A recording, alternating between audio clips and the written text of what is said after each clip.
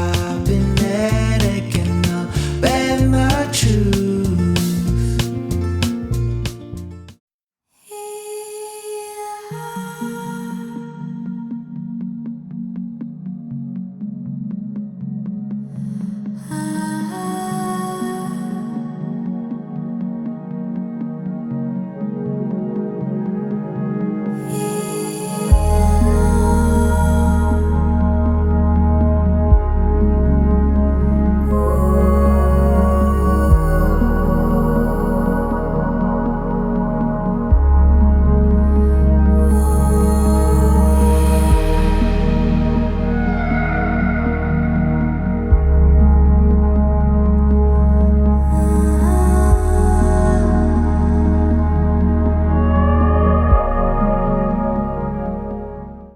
Tracy's on the last bit now.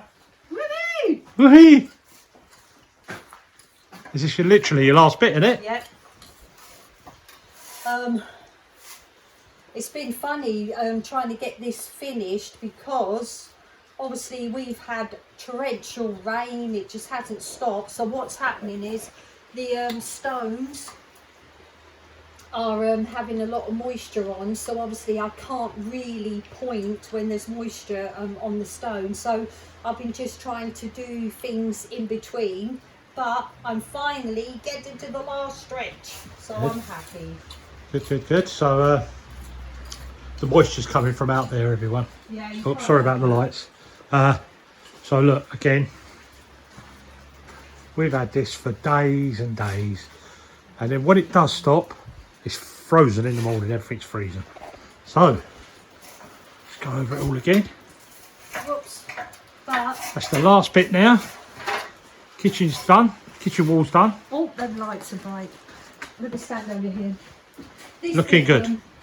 I quite enjoy doing this bit probably more than the whole wall, because obviously there was a window there at one time, and whoever Or a door, we're not sure, are we? yeah, I'm not. Yeah, maybe a door, but whoever stoned it up has obviously set the stones back. So when I've been pointing, I'm having to follow the contours of the stone, so I'm pointing at an angle.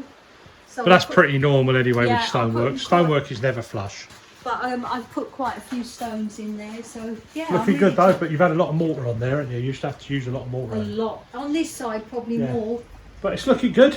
Yeah, So, the whole at wall is one time soon, or in the future, this is what you'll see in the kitchen.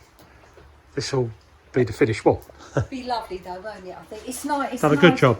Them lights. It's nice to keep some of the original features, I think. Don't Yeah, they? And yeah, the yeah. stone walls are a massive feature, aren't they, in Yeah. the farmhouse, inside and out. Well, they followed you all the way now, so they've seen you from the first corner where you started all the way down, and we're there now at last. Don't worry about the bottom because we've got units going in there. You know, we said about paneling. That's it. I better change that. But you said about paneling here. We've changed that now. We're going to have units there because we're going to have the cylinder there now, coming from the Arga, which is over here. And that the Arga will heat up the hot water cylinder, which will heat up the central heating throughout the house, and give us hot water and a lovely cosy hot kitchen. So we're going to have units there, and we're going to have a little, I showed you the stove, the oven, sorry. We're going to have a little oven there and a hob, which is going to be for the summertime cooking for Trace, Yeah. make it easier. Which would be much nicer. But I'm looking forward to getting some wood in Yeah. that wood burner. Yeah.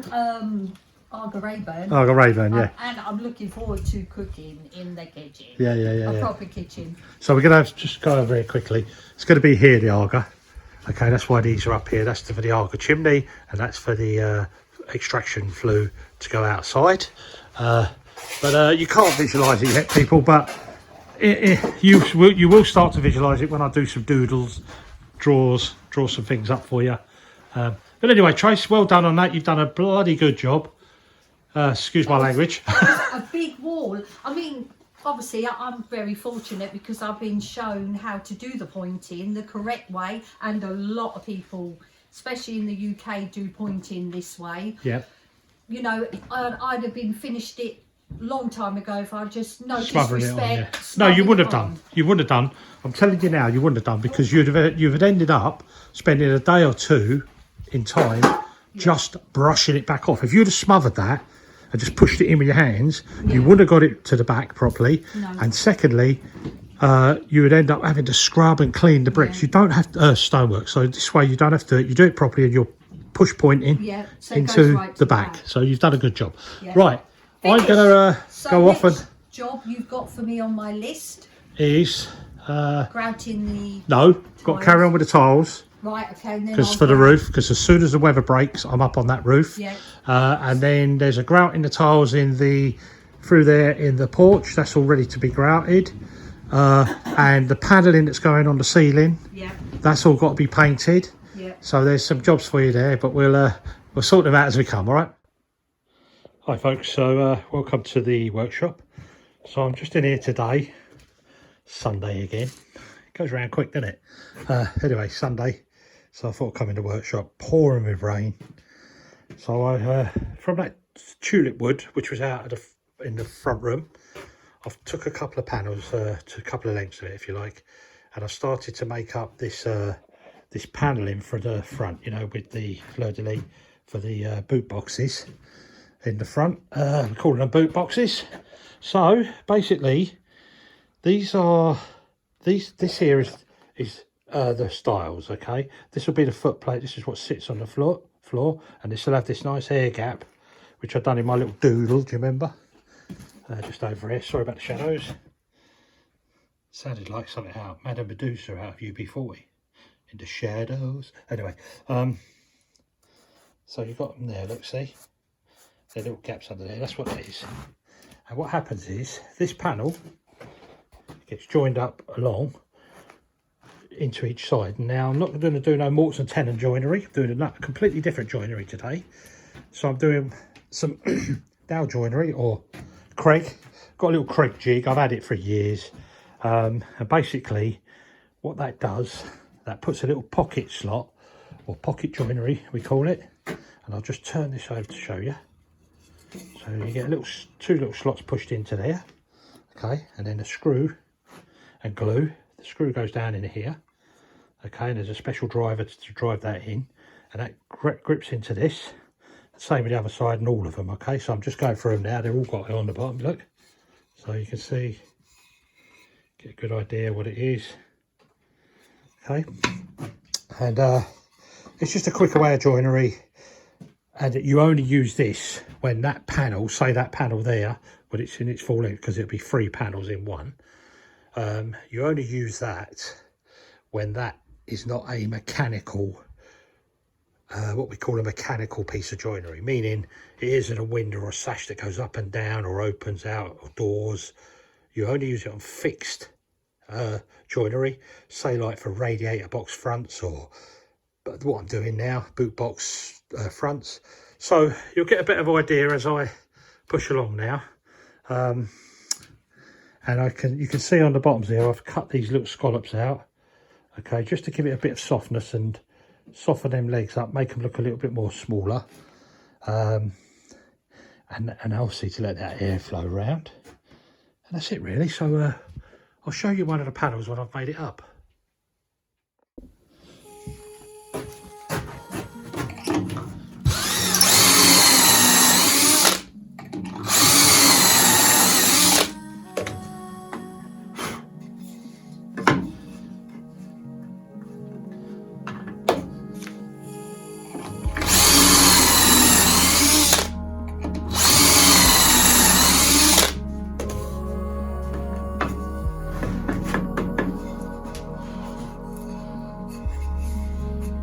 Nice simple pocket joints, easy joinery. Have a specialist bit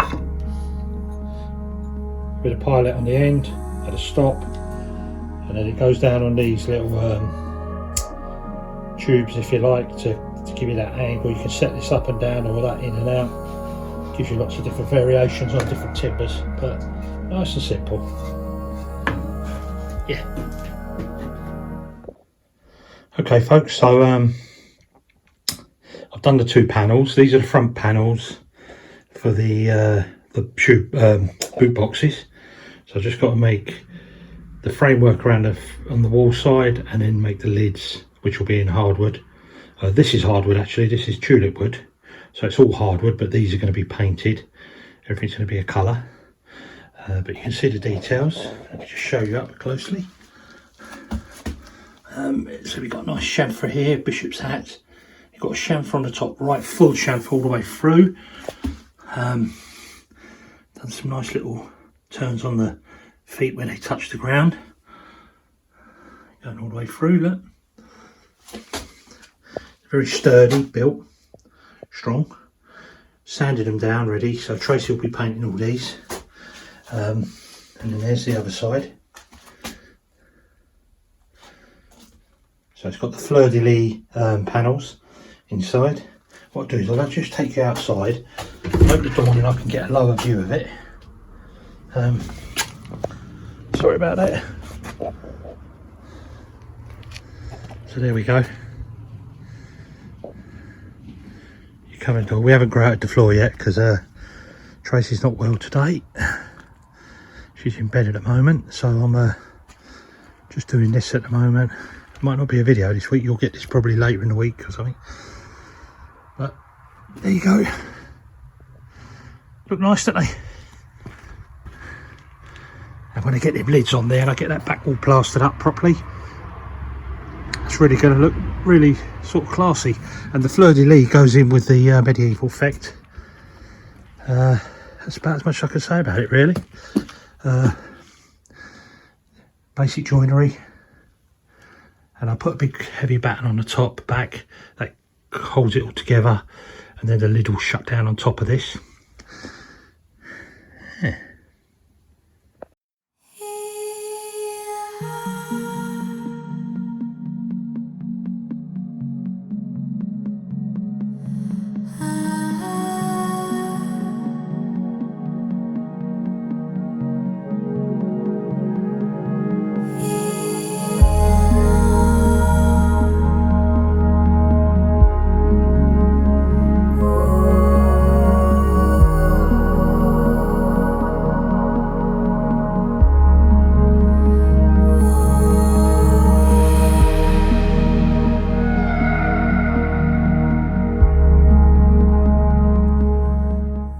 This is called Sequoia, which, if you just think of the giant redwoods in California, this is the same tree basically. Okay, so what I'm going to be making with this, and I'm just getting it out now to cut it, is the kitchen window, and I'm making a Venetian window for that, and also the paneling for the door, for the back door. This is going to be made from that.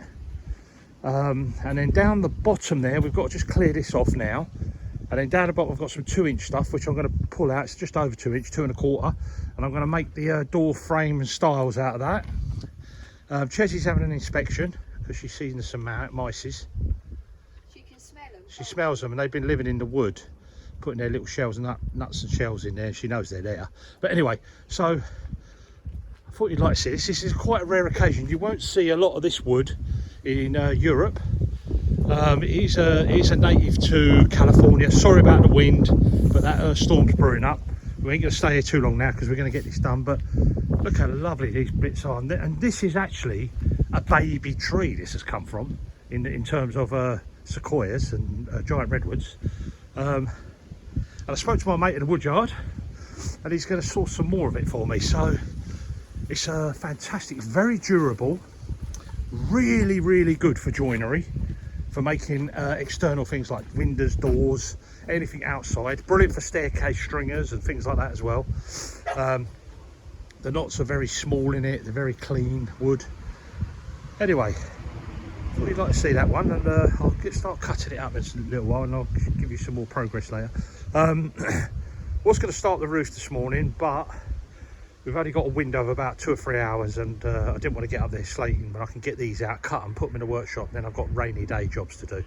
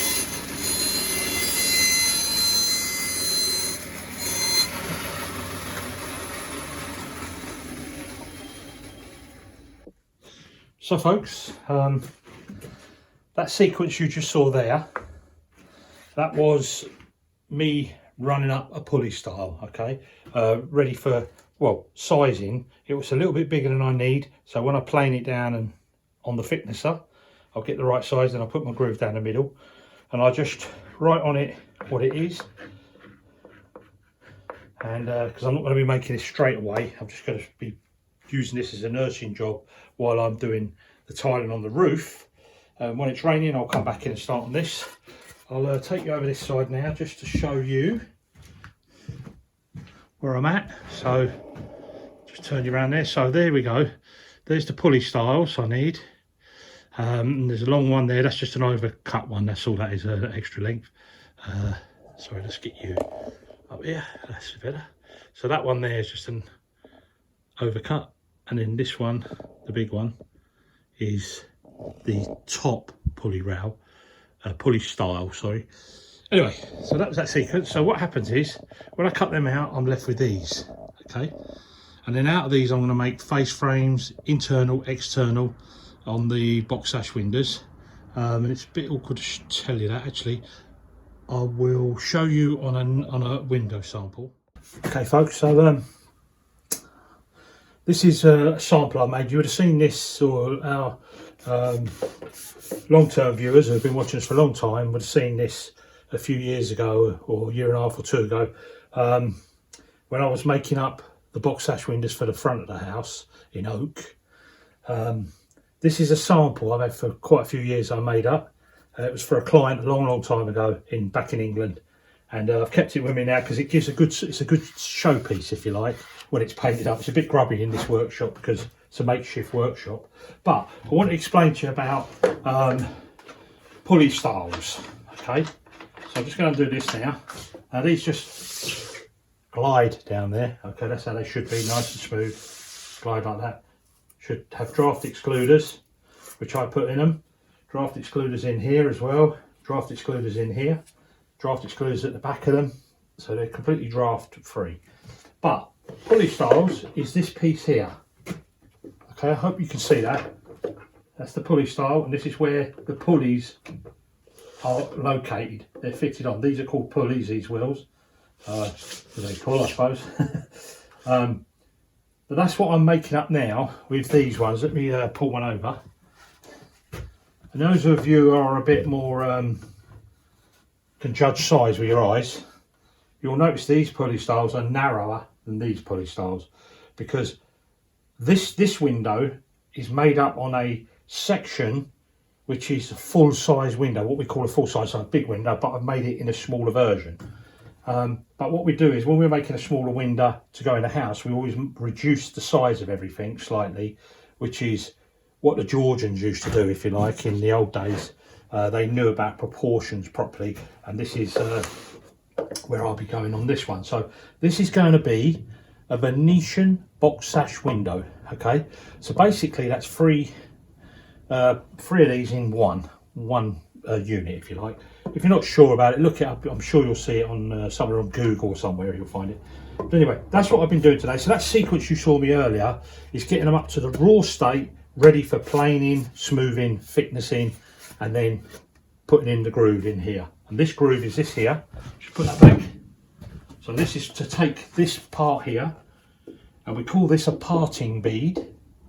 And this here, this bead here, is called a staff bead. Okay, so you have a staff and parting bead. They're set to a distance, and that is the distance of the sash material which they've made on, and also for allowing for the draft excluders to work efficiently.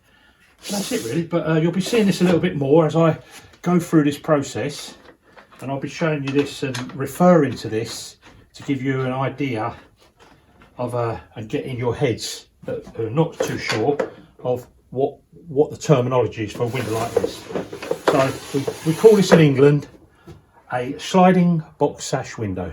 Okay, obviously it's what it says on the can, if you like. And there we go. This is a seal, so obviously slopes are wide. I'll go into all this terminology as I'm going through it when I'm building. Okay.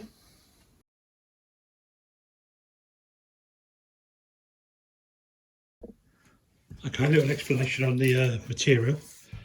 So, I wanted to get you up close so you can see this is beautiful stuff. This is called a red sequoia.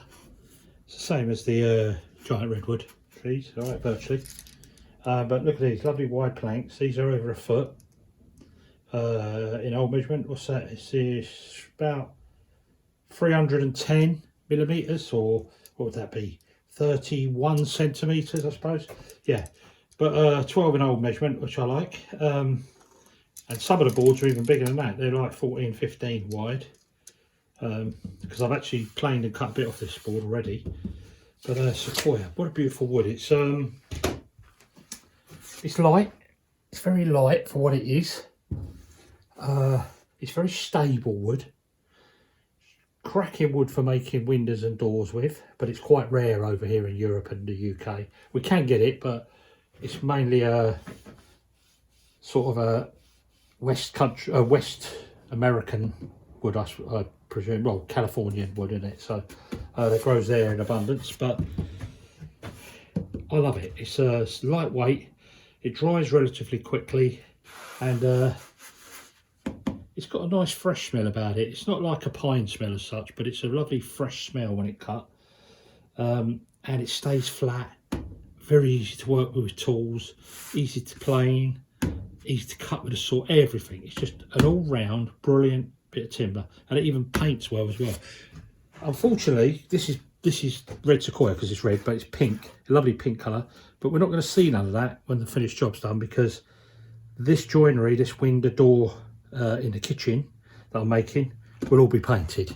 They'll be sealed, primed, undercoated, top coated twice, and then that's a finish on there. You won't see this pink, but it's nice to see it while it's there, eh? Okay, folks, welcome. This is the sequoia, like the redwood tree, the big tree. I've cut everything now to make the window, the Venetian window for the kitchen, and the door frame and door, and all the panelling which is under here. So everything here in the pink is all to do with the kitchen window and door frame, right? Okay, but it's all there now. It's all up. It's slightly high on the moisture content. So I reckon I'm going to leave it here for a week or so, just to bring it down a couple. It's just there. It's on the border, but I think it's because of all this rain we've had and damp air. You know, it absorbs the humidity, and wood does that anyway. So even if you paint and seal it, it still absorbs the humidity slightly and goes up and down. So anyway, so we're there now. I'm happy. So it's Thursday today, and Tracy's still in bed. She's gone back to bed because she has been hit quite hard by the old flu virus or whatever it is. But she's slightly on the mend, so hopefully tomorrow she'll be back with it. Anyway, thought you'd like to see that. And all underneath is that tulip wood. I've restrapped it again, levelled it off, pulled it all tight, and then this here, all I'm going to do is leave this for a few days, and then I might, if I watch it and anything starts to move or twist, which this wood doesn't a lot, this is very stable wood, but if it does, then I'll put some straps over that and pull that down as well. Anyway, let's crack on.